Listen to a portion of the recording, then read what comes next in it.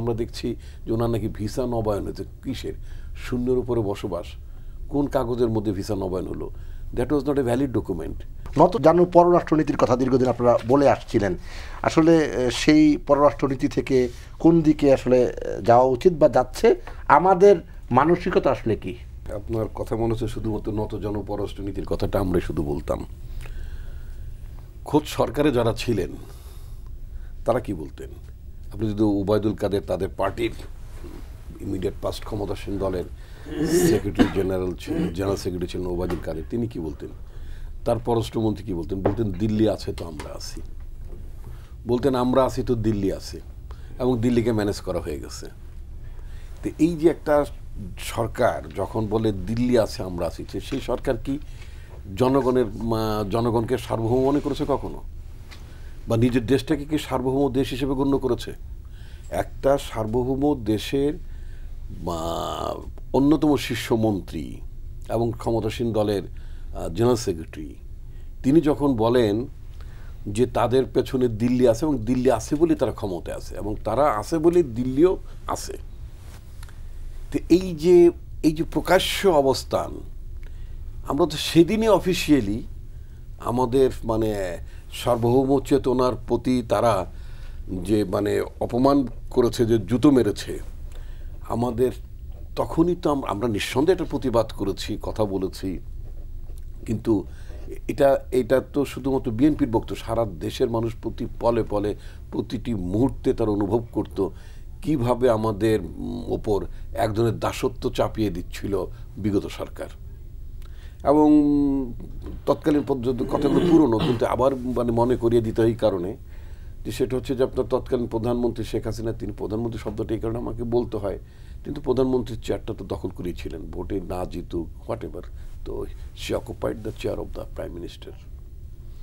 তো তিনি কি বলতেন? তিনি বলতেন ভারতকে এত কিছু দিয়েছে যে ভারত সারা জীবনও রাখবে। তো কাউকে সারা জীবন মনে রাখার জন্য অনেক সময় কি বলে, শ্বশুর শাশুড়ির জামা থেকে অনেক কিছু দেয়, ভালোবাসা সহ, হ্যাঁ, অনেক কিছু দেয়, যাতে শ্বশুর জামাই বাবাজি যাতে অনেক খুশি হয়। অথবা কি বলে, শ্বশুর বাড়ির লোকেরা কি বলে, পুত্রবধূকে অনেক কিছু দেয়, বিয়েতে নানা সব উপঢৌকন দেয়। বিষয়টা তো তা না, বিষয়টা সম্পর্কিত রাষ্ট্রের সাথে আরেকটি রাষ্ট্রের। তো আমাদের তৎকালীন স্বৈর শাসক তিনি বলতেন যে ভারতকে এত কিছু দিয়েছি, ভারত সারা জীবন মনে রাখবে। ইয়েস, ভারত সারা জীবন ওনার জন্য ওনাকে মনে রেখেছে, বাংলাদেশকে মনে রাখে নাই।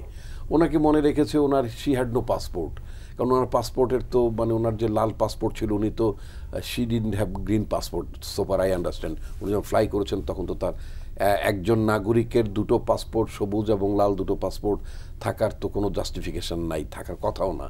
তিনি সবুজ পাসপোর্ট সারেন্ডার করি তো তিনি লাল পাসপোর্ট নিয়েছেন। আবার সরকারের দায়িত্ব চলে গেলে লাল পাসপোর্ট ছেড়ে দিয়ে আবার সবুজ পাসপোর্ট নেন। তিনি লাল পাসপোর্টটা সম্ভবত আমার ধারণা যে পালানোর সময় তিনি লাল পাসপোর্টটা সাথে করে নিয়ে গিয়েছিলেন। তো সেই লাল পাসপোর্টটা তো উনি প্রধানমন্ত্রী না থাকলে তার লাল পাসপোর্টের বোঝও থাকে না। তা আমরা কি দেখছি? আমরা দেখছি যে ওনার নাকি ভিসা নবায়ন হয়েছে। কিসের? শূন্যের উপরে বসবাস। কোন কাগজের মধ্যে ভিসা নবায়ন হলো?